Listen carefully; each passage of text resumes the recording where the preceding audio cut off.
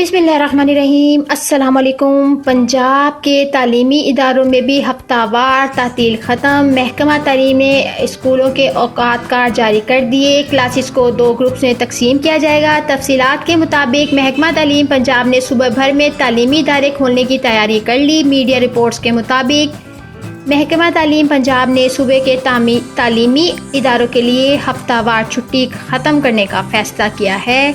महकमा तालीम ने स्कूलों के लिए औकात कार और दीगर कवायद की तफसीलात भी जारी कर दी। तहम निजी और सरकारी स्कूलों को हिदायत की गई है कि स्कूल सुबह 7 बजे से दोपहर 1 बजे तक खोले जाएंगे, जबकि स्कूलों के लिए हफ्ते के रोज़ की हफ्तावार तातील ख़त्म कर दी गई। अब तालीमी इदारे हफ्ते में 6 रोज़ खुलेंगे, जबकि क्लासेस को 2 ग्रुप्स में तकसीम किया जाएगा। दोनों ग्रुप्स 3-3 दिन स्कूल आएंगे। एक ग्रुप में शामिल बच्चे पीर, बुध और जुम्मे के रोज़ स्कूल आएंगे, जबकि दूसरे ग्रुप में शामिल बच्चे मंगल, जुमेरात और हफ्ते के रोज़ स्कूल आएंगे।